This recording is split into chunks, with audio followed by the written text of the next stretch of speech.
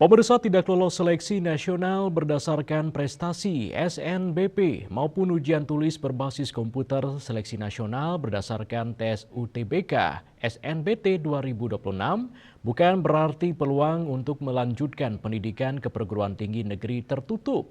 Sejumlah universitas negeri di Indonesia masih membuka berbagai jalur mandiri yang dapat dimanfaatkan oleh calon mahasiswa.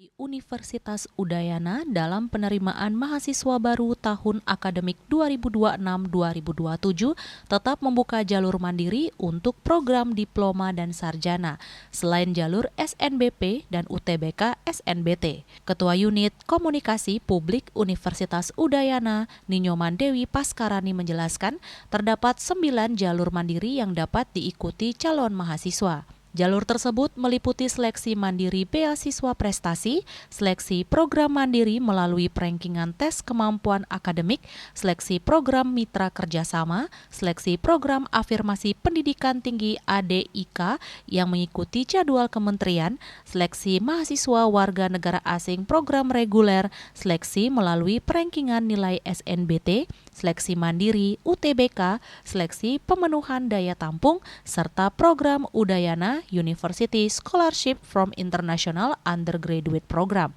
yang diperuntukkan khusus bagi warga negara asing. Lebih lanjut, ia menyampaikan daya tampung penerimaan mahasiswa baru Universitas Udayana tahun akademik 2026-2027 mencapai 7.800 mahasiswa yang terbagi dalam 3 jalur utama, yaitu jalur SNBP sebesar 20%, jalur UTBK SNBT sebesar 40%, dan jalur mandiri sebesar 30%.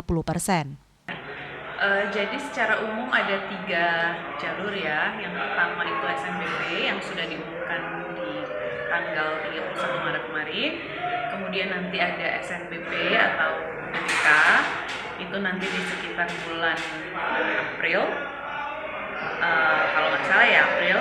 Kemudian nanti setelah selesai yang tidak lolos itu bisa memilih jalur mandiri yang bisa ditempuh oleh calon mahasiswa yang ingin mendaftar di UNOR. Kalau di SNBT, UTBK itu nanti di pengumumannya di bulan Mei, sama hampir berdekatan dengan jalur mandiri. Jadi UTBK dulu, kemudian dibuka jalur pendaftaran mandiri. Setelah itu pengumumannya di bulan Mei, sekitar mungkin seminggu 2 minggu setelahnya baru pengumumannya. Daya tampung kita sekitar 7.800-an ke 3 jalur. Jadi itu ada kuotanya. Kalau untuk jalur kemarin yang SNBP itu 20%, kemudian UTBK atau SNBT itu 40%, dan jalur mandiri nanti 30%.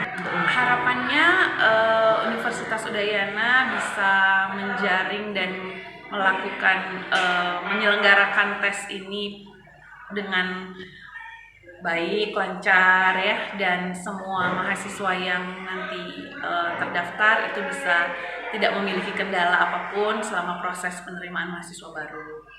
Kesempatan ini diharapkan dapat dimanfaatkan secara optimal oleh calon mahasiswa yang belum berhasil melalui jalur seleksi nasional. Bunga dan Kadek Putra, Bali TV.